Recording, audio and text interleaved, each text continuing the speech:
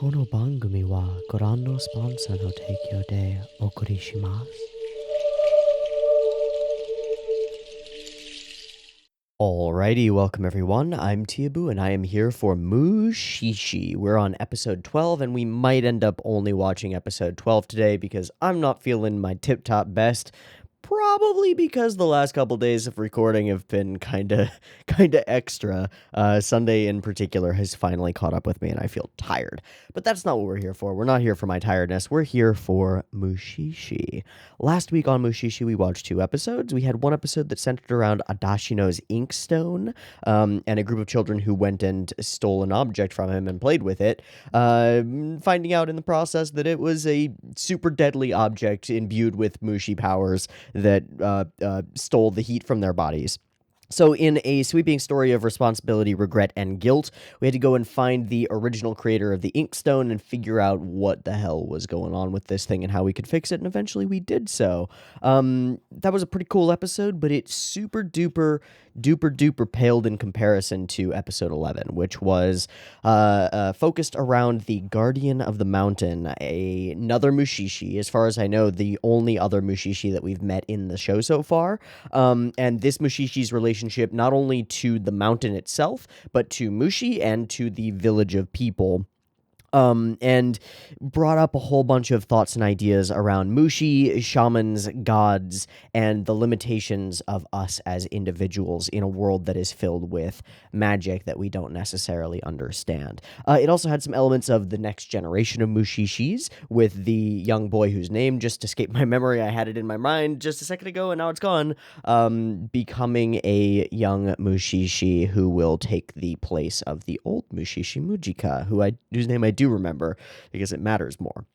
And we ended off with an absolutely stunning sequence of Ginko reconciling his own ideas and understanding of Mushi and gods and deity-level entities while looking up at this enormous serpent coiled around the top of a mountain.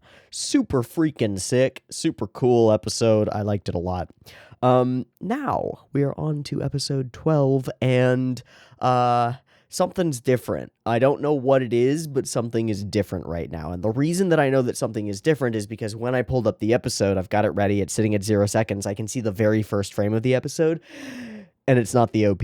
Almost every episode so far, I think except for episode 1, has been the OP starts us off, and this is not that. I see a dark-haired boy with one eye in frame. Don't know who that is, don't know what's going on. We're on episode 12. That's what we're going to watch today, and we're going to see what the hell we end up with here.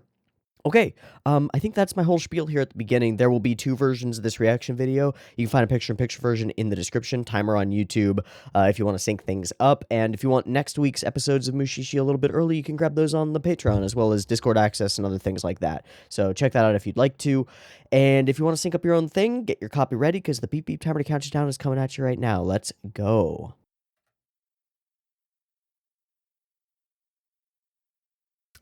This always happens. It doesn't always happen. It just happens every once in a while. I hit the spacebar to press play, and it goes play pause, and then it just doesn't work. Fuck. PiP timer. Gah.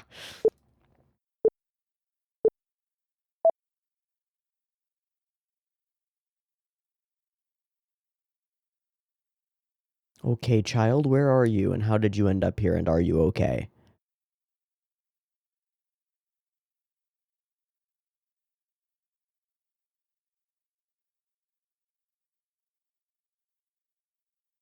You are not okay.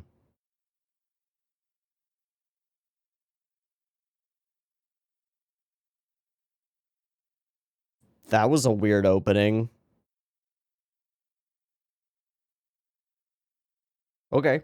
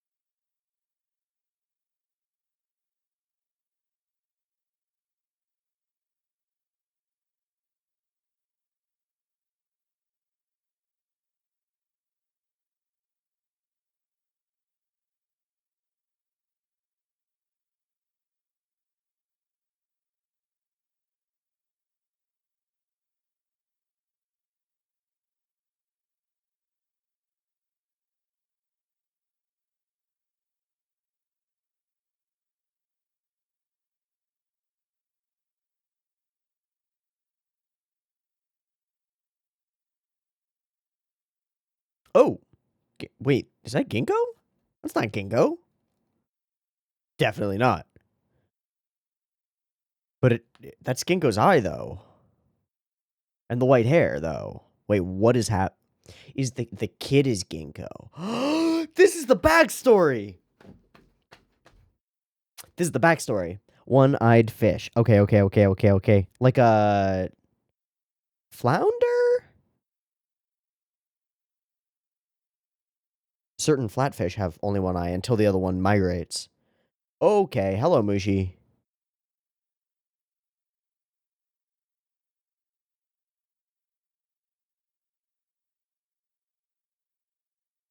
Are you a mushi or are you a mushi-shi?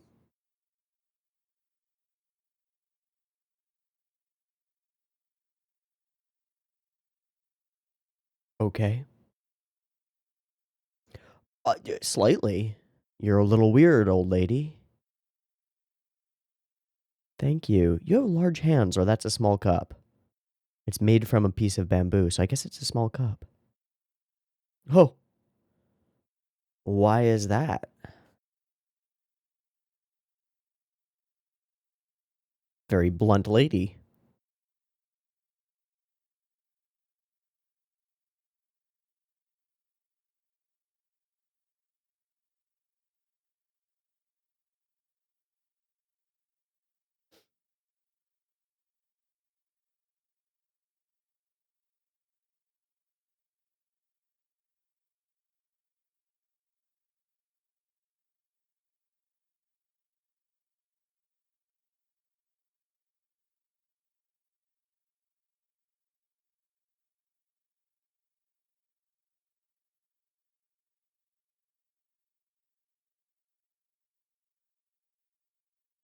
Is that the same kid? I think it is. Whoa. Whoa, that is not just an illusion, kiddo. Yoki?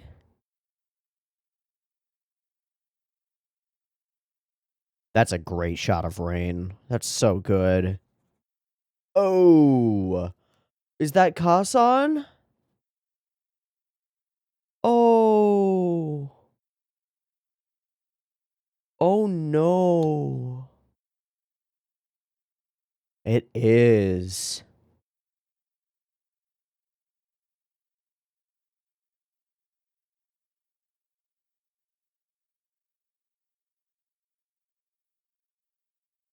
Wow. Big landslide. Yeah, just sits there. What are you gonna do? They're just illusions.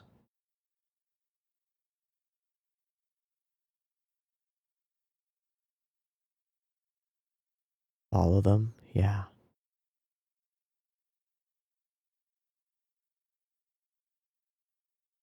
Oh, buddy.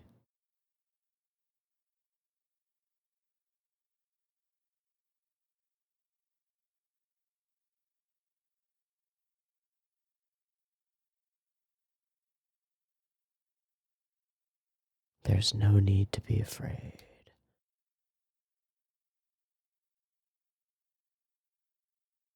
Really nailing the intake of breath as he stills himself. Wow. This episode is already...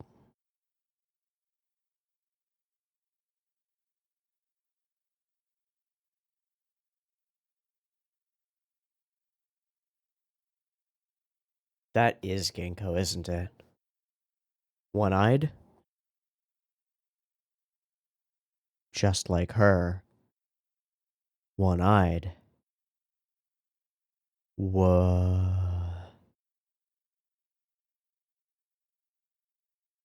Okay.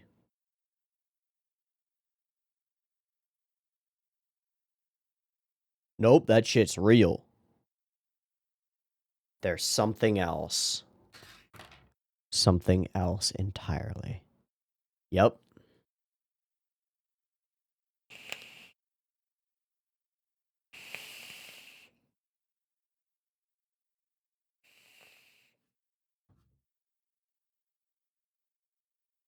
A different form, not purer necessarily. So immediately accepting.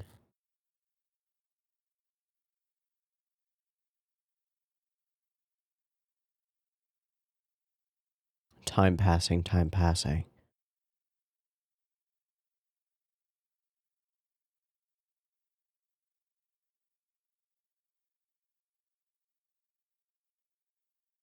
But where does he have to go?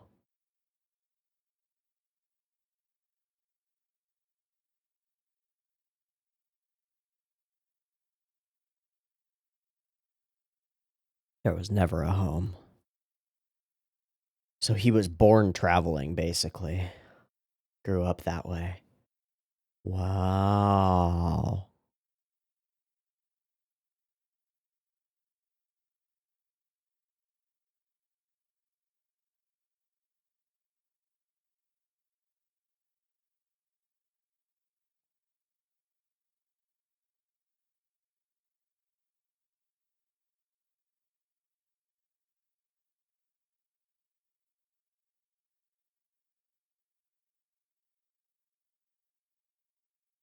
And the other, an absence of light?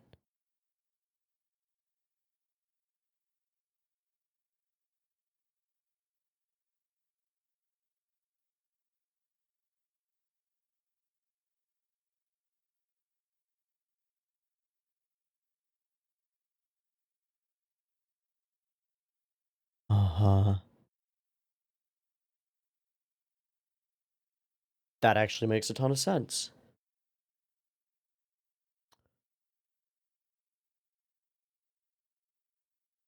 The fish don't seem to.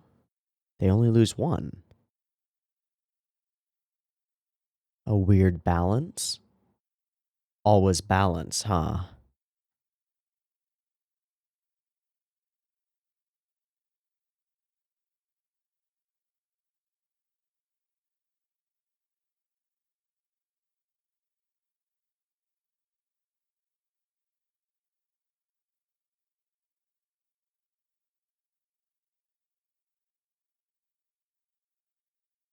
A name for the mushi who give off light but live in darkness?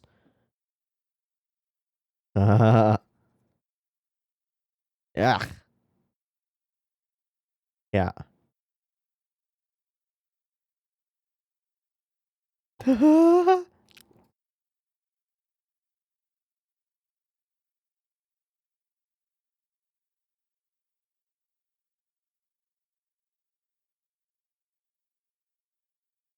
Live in darkness and give off light. That's the coolest thing. Uh.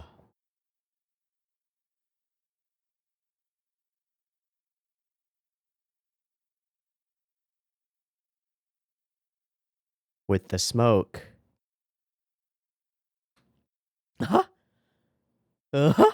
You start them young.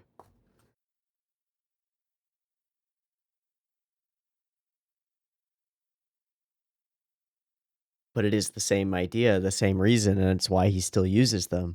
Holy shit, this is all... So what happens to Nui?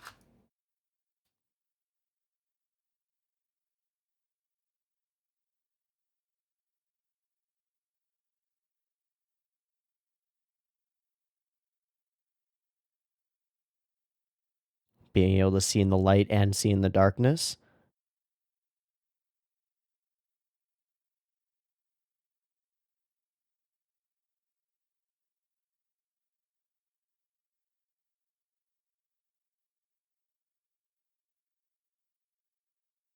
But that's still the first kind of darkness.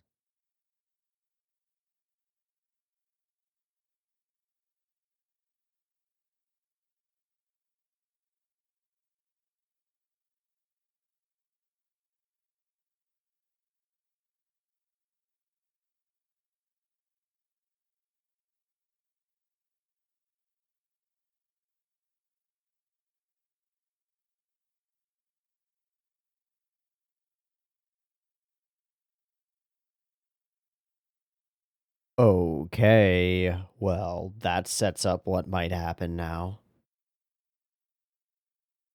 Why do you live here? away from everyone and everything.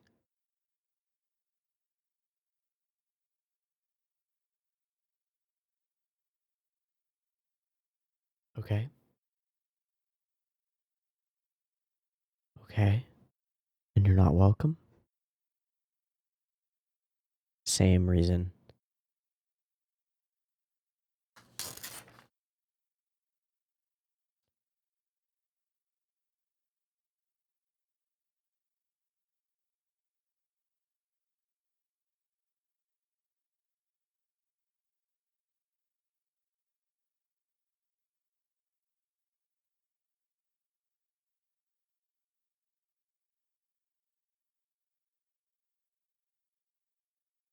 Okay.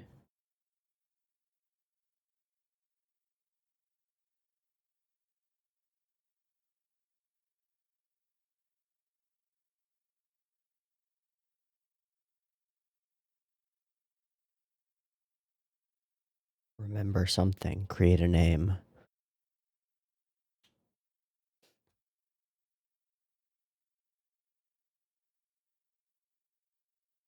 Jesus.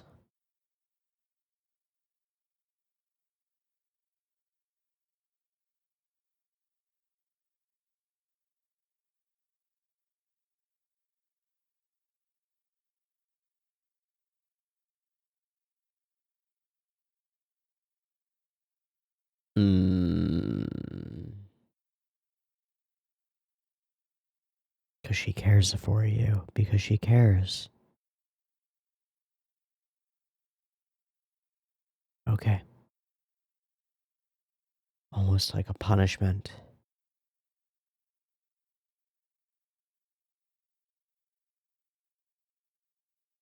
Okay. So he won't broach the topic again, but he'll go on his own. He'll go on his own, won't he? Fool boy.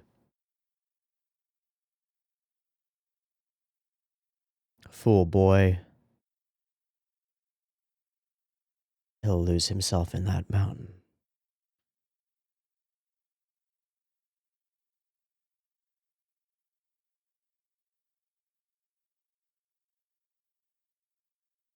As you fucking wish. Pure darkness. Oh my god.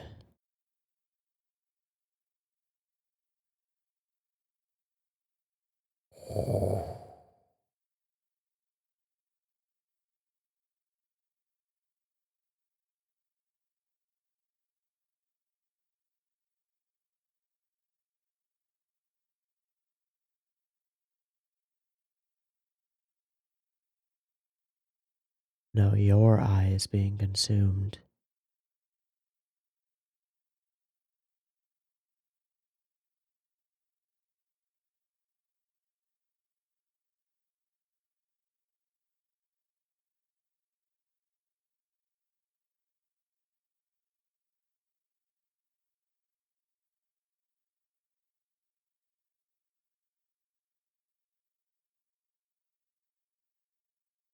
But it's not.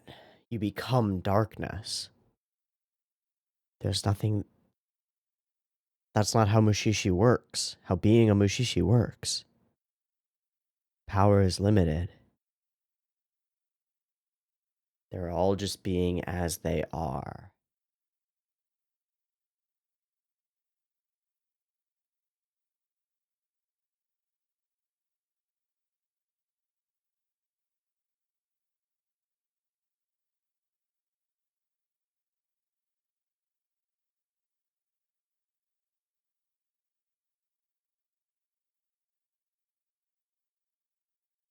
The inevitable comes.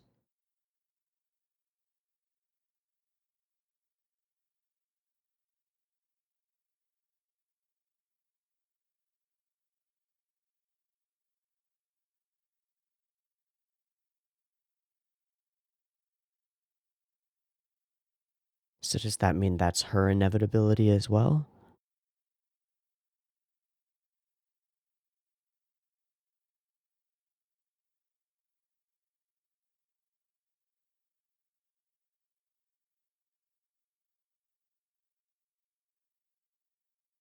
No luck.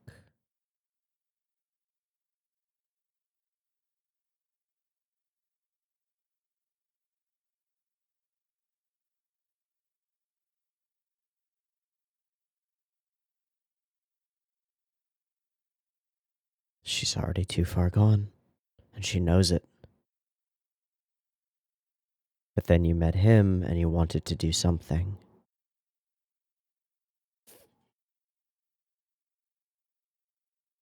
Ow. What a fucking perfect scene. That was perfect. Make a life.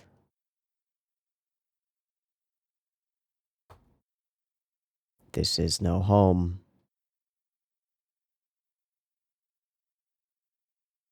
Light and darkness, yin and yang, shadow and light.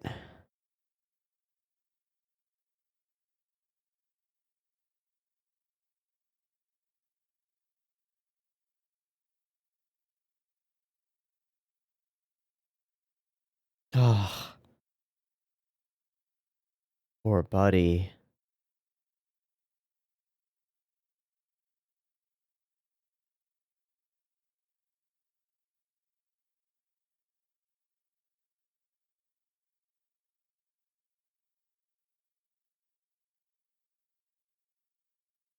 She becomes Tokoyami. Goodbye, Nui. Goodbye.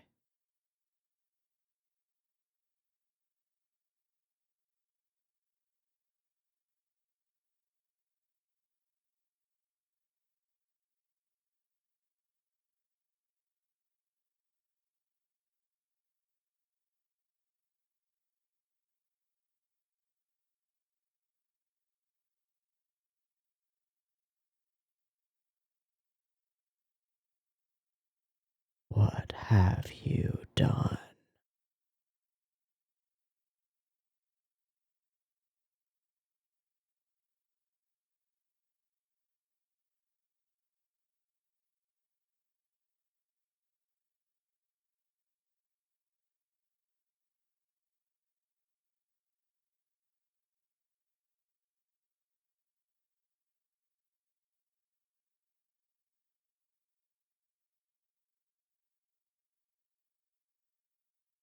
Save, save, save.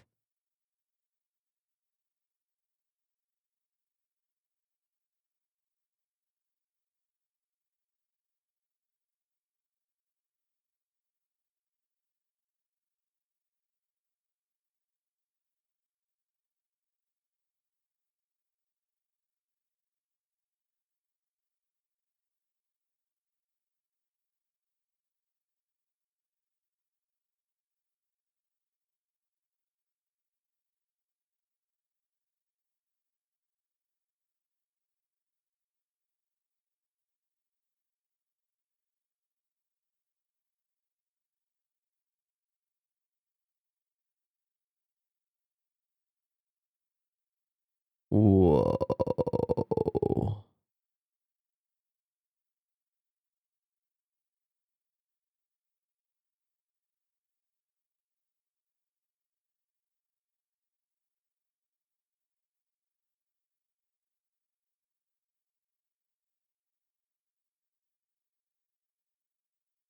There's no evil in this, just existence. And Ginko is what he holds on to.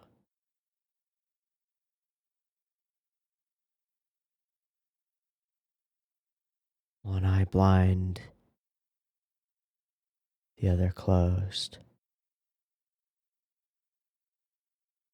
Do you remember yourself? Oh, his hair is turned. You don't remember. Name yourself and become someone else.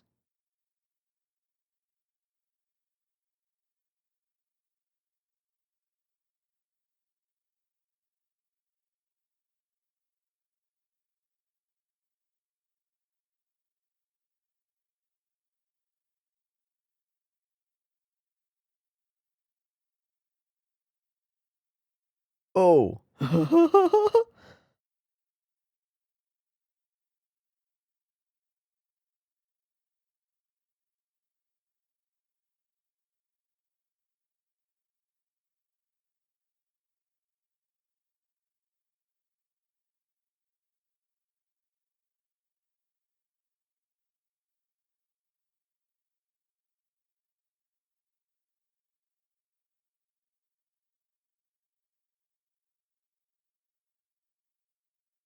Whoa.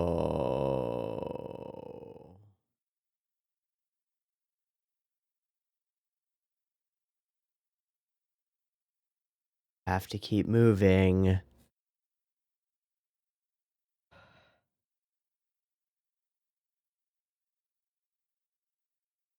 And he's gone.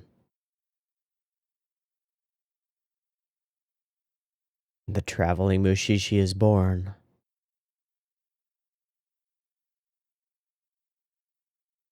So the answer to the question, where did Ginko come from, is nowhere. To himself. He doesn't know. His existence starts coming out of the mountains as no one. As a name given by a person that he doesn't remember. And a set of feelings that he doesn't understand.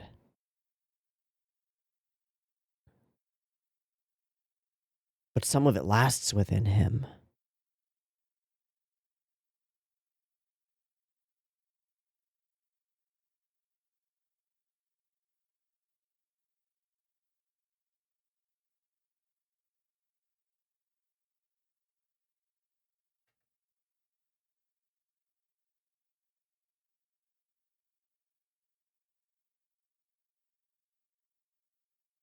So Ginko is nobody. He's from nowhere.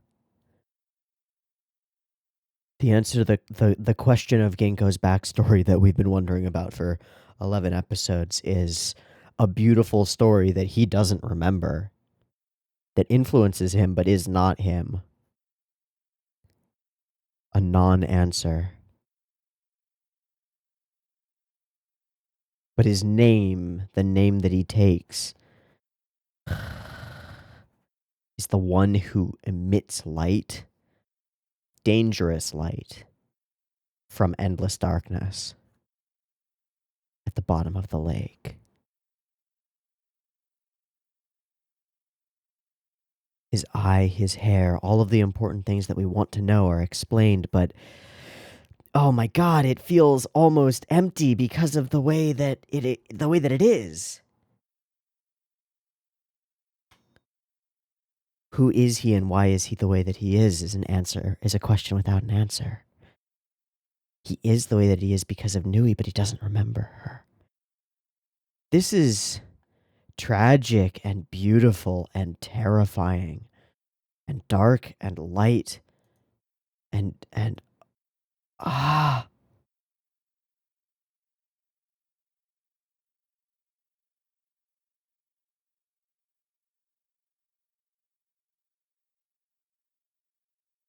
I'm gonna go outside and think. I'll be back in a few minutes. I'm gonna go outside and think. I'll be back in a few.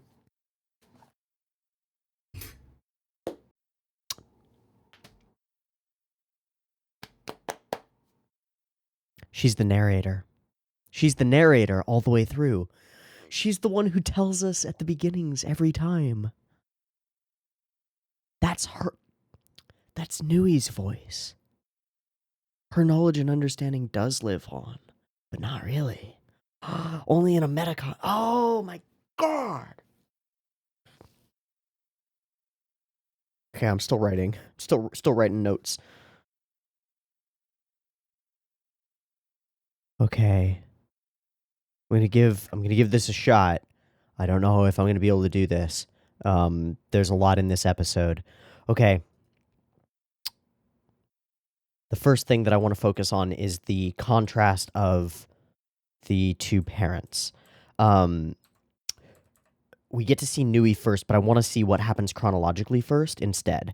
So at 3:30, he's sitting thinking here, and we open with the hands holding. Okay. Ginko clinging tightly to his mother's hand as she walks onward, but he has to like do a lot of work to get her to just stop and acknowledge him. And when she does, he gets scared, and she turns and looks at him, but what she says to him, while it's compassionate, is not very helpful. Don't worry, don't worry, they're just illusions. And this is terrible, because they're not, and he sees them for real. You have to be strong. Your ability to see these things is weakness, right? So there are two things here. One, the way that he's clinging to her, the way that she's almost pulling him along, and that he has to like stop her, and then she denies the existence of his reality. You have to be strong. Ignore the illusions; they're not real. What you see does not exist. The first time that we meet Nui, the first time that she has a real line, she turns to us and immediately acknowledges the reality that Ginko sees, or that Yoki sees. He's looking up at them, and she says, "You've the ability to see Mushi," as if it's the most normal thing in the world, because to her it is. This is a fully different and a totally different form of like adult in your life. One who understands in the same way that you do and can actually guide you, but doesn't guide you the same way, not by just pulling you heedlessly along her own path. And in the case of Yoki's mother, she pulls him down the wrong path because she doesn't know any better herself. She's not evil or wrong necessarily, or bad, but she's also not right. Holy shit. Just illusions. No need to be afraid.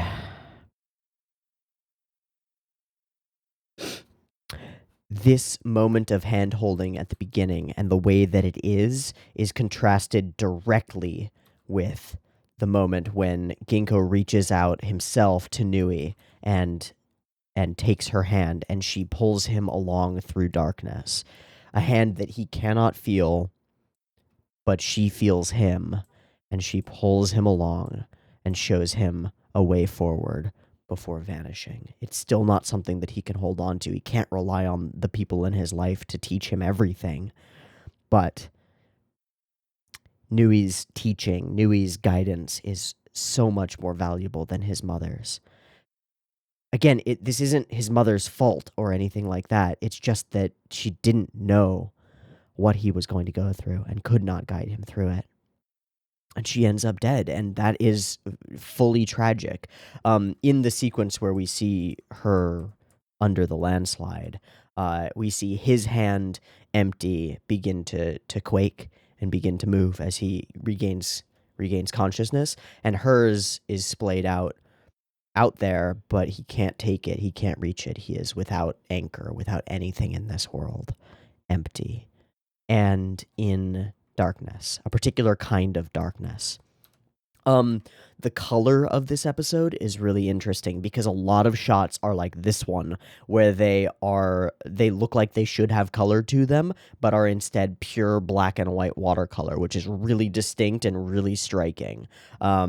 Pure gray, pure darkness, pure white, no hints of color to it. Like we do get a few shots a little bit earlier. There's green in here, but it's dark and muted, but it is there. There's color. It's just gray color, right? Darkness, darkness, darkness. And it's almost as though that darkness is encroaching on Yoki, on Ginko.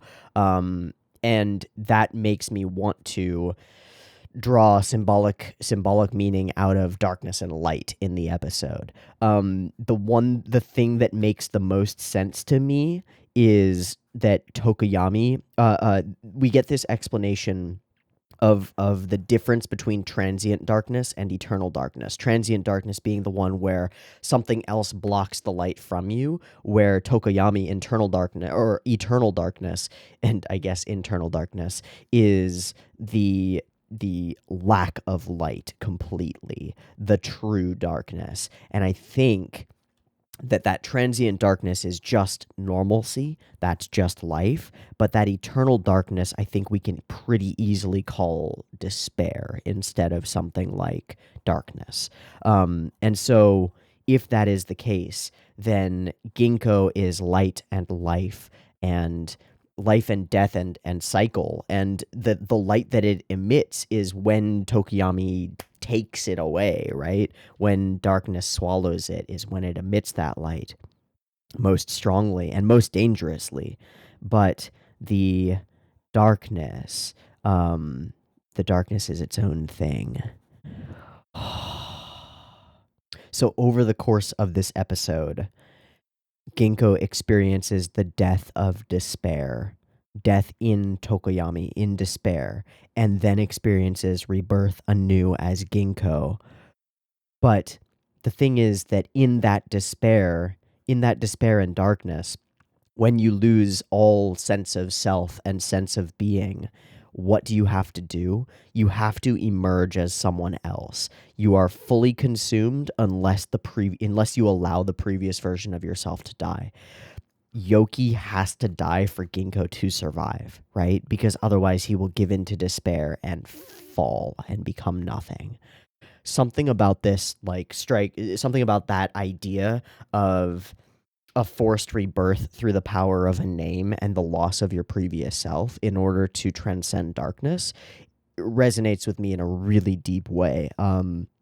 It reminds me pretty significantly and pretty strongly of my own full crisis, drop into despair and depression, and the way that I emerged from that. And oddly, the way that I emerged from that by taking on a new name, which is precisely what I did.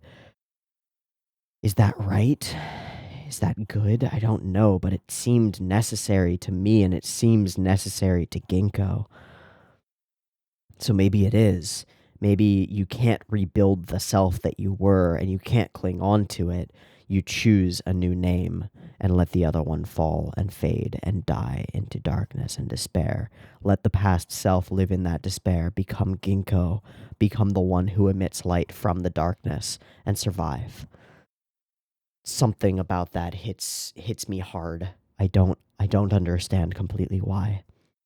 But that idea of surviving the inevitability of consumption by despair and darkness, by taking upon yourself a name that in Ginko's place has no meaning to him anymore. It is a name with meaning, but he loses all of that meaning as soon as he takes it because he cannot remember Nui, right? And she was the one who created the word, created the name, created the meaning.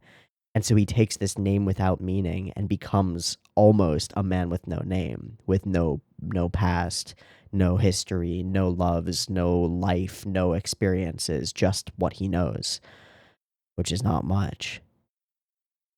That's so terrifying. Okay.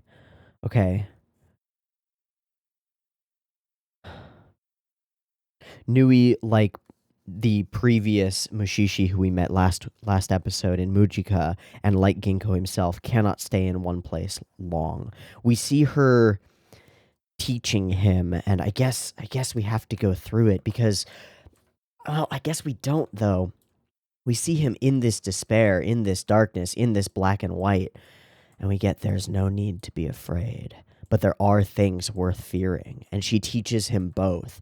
She teaches him truth. Not completely blunt and cold and hard and mean truth, but reality. Like just talking to him about the way that the world truly is from the perspective of one who sees in the same way that he does and who understands in the same way that he does and that he will come to. Tokoyami, darkness. She explains all of this and explains the necessary things for him to survive. Bits of herb lore, and we see humanity in her teaching and in her way of being. The understanding of the cigarettes, all of these things that become, and it raises a question because he should forget all of this, but he doesn't. All of the things that become part of Ginko are things that started with Nui, at least initially. Now when we meet him later, he's got a full couple decades of experience under his belt as well. But the basis, some of the things that maybe he can't explain about himself and doesn't understand, his use of cigarettes to drive off Mushi, the way he understands like certain bits of herb lore, and his own perspective on balance all come from her. And in these scenes, one of the only times in the episode, there is color, right? Like it's only when she is teaching him that there is color in this episode. That is the light and the life that is in this sequence from Mushishi. This whole explanation, even this, which becomes what he ends up having to do, your inability to remember anything, there is color in the light. And there is color in her backstory, in her explanations of things, but it fades out into reality as he goes out into the world. And reality is dark and gray with bits of green. And he discovers the truth, which is that they all have only one eye because they disappear when both are gone. She explains that they are all just being as they are. There's no need to feel anger or sadness. That's not how these things work. Don't let fear and anger cloud your vision. All of these things are just living as they are, and Mushishi are the ones who seek to understand. By the time I realized, it was too late. But once they started turning white, they eventually lost the other eye and became Tokoyami, became darkness, became, I suppose, despair. And that means that she will inevitably fall upon that path as well. And in some way, it means that he will too. After a certain amount of light, he will become darkness. There is an inevitability to this life that we live. I just want to stop and take a second and step back from the meaning and symbolism that I think is deeply woven into this episode, and just talk about a very non-symbolic, very real, very physical moment in the episode.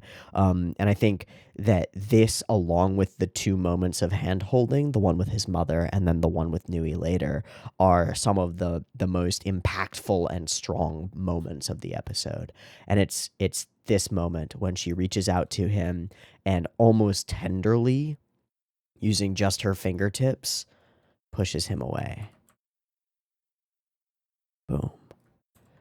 And there's something about the moment that we cut out from there to the wide shot, how close we get to them, she pushes him, and then that moment where we cut out to here, it's shocking and jarring, exactly the way that Ginko Yoki feels as she pushes him away. Distant and small and harsh. This is one of the most excellent, bruh. Sorry. Or is that dude? It's dude. This is one of the most excellent things that I have seen in a long time. Just this moment. Just the point at which we cut from this slow, almost gentle push away to the response that he has to it, and the jerking out that we experience is just perfect. And then cutting back to his face. You're better off not having a beloved home. This is not a place for you. This is where I live and the Tokoyami live. You must go. We see her asking these questions of herself. I've done enough, right? And she gives in to the inevitability. But he's not willing to let her go. So in his desperation, in his attempt to step in between things just being as they are, he infects himself with Tokoyami, with that darkness. But she leads him and guides him in his failure, in his mistakes. She holds his hand and guides him through the darkness as a beacon of light, but a transient one that fades out of his life, but saves his eye. We see this, the greatness of light in this darkness, and it is what he names himself. And emerging from this space is a new character, a new person, emerging for the first time into color, out of darkness, out of black and white, into a real, normal world, a world from which he is disconnected, a world where he cannot stay in one place at one time, where he cannot be what other people want him to. If you like, you can live here, but he can't, and he knows it. He knows that that dark eye of his will draw darkness to him, attract weird things, and so he must move on. And so he does. and thus Ginko is born.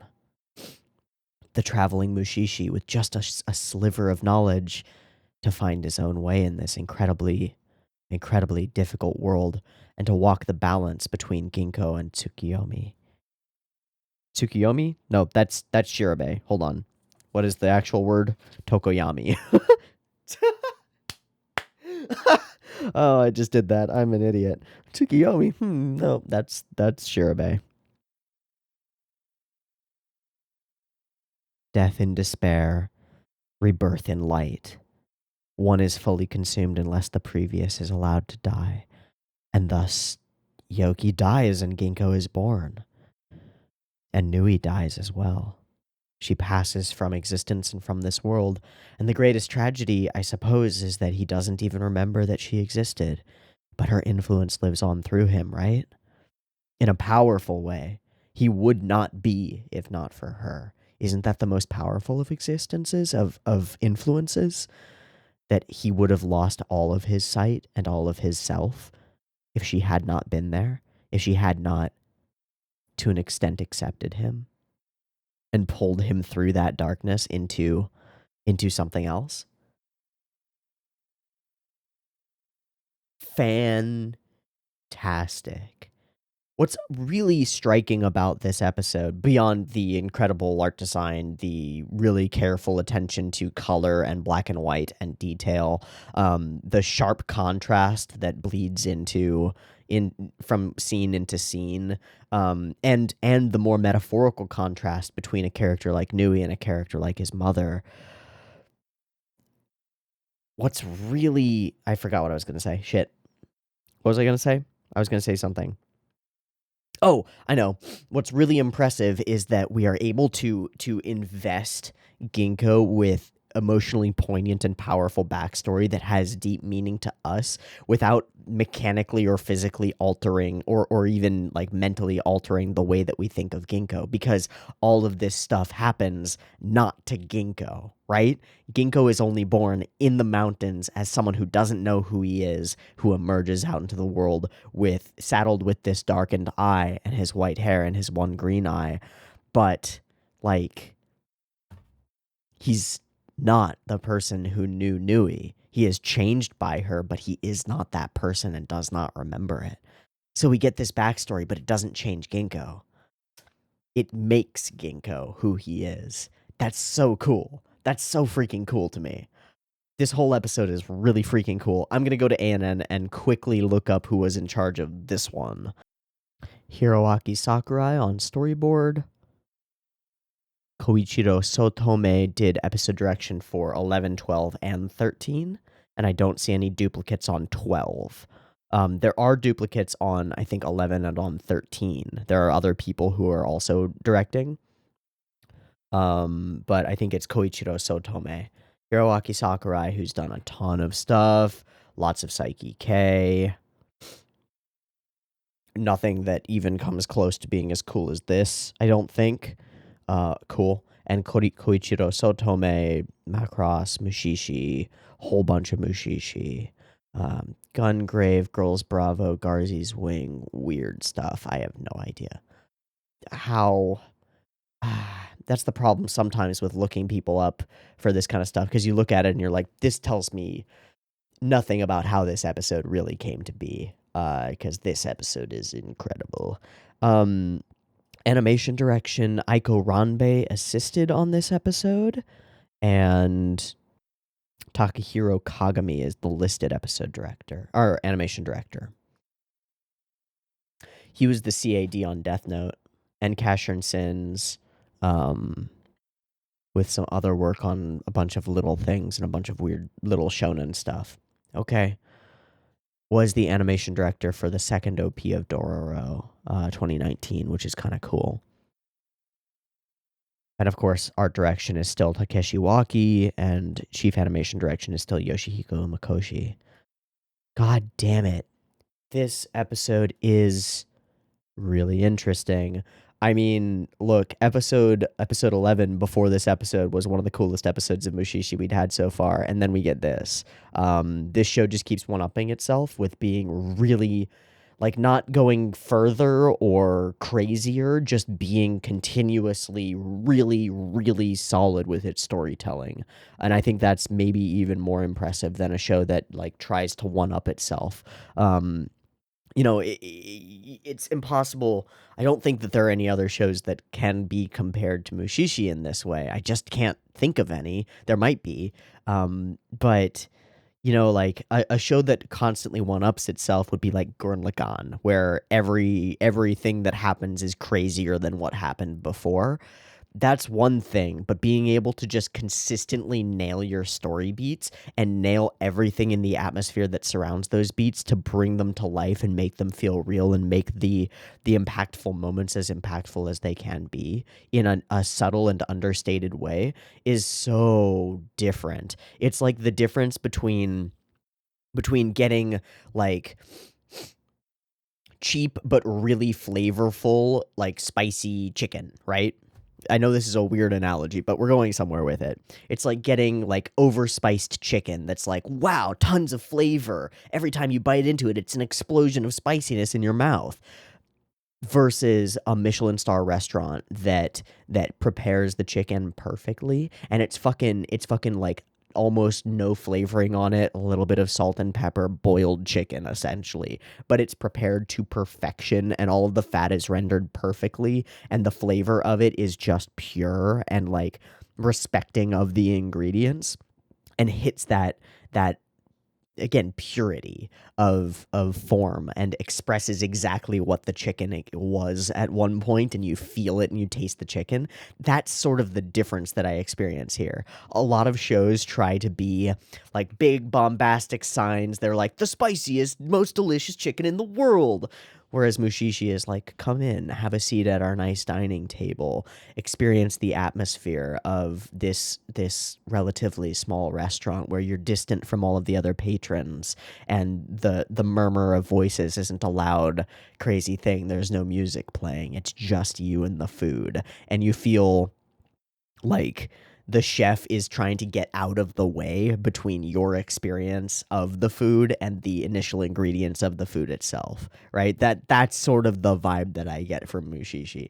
Crazy weird analogy, but I really like the analogy. I think it makes a lot of sense. Like crazy hyper spicy chicken versus really really really well cooked, understated, beautiful Michelin star perfect food. Which one would you rather consume? Both at different times. Mushishi sometimes, other things, crazy spicy stuff other times. I like both. I like all chicken. It's all chicken, you know? But goddamn, there's something really different and really respectable about that difference. So cool. Such a cool episode. I'm thrilled by this one.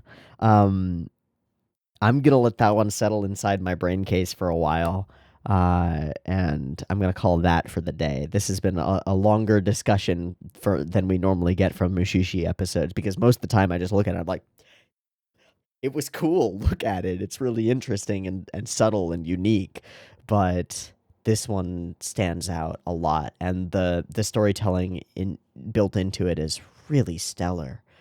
Just that moment of pushing him away hits me. It just hits me somewhere deep inside. Wow. That's a wrap. I've been Teeaboo. This has been Mushishi episode 12. We understand where Ginko came from, and he doesn't. How interesting. I'll see you next week for more Mushishi. Peace.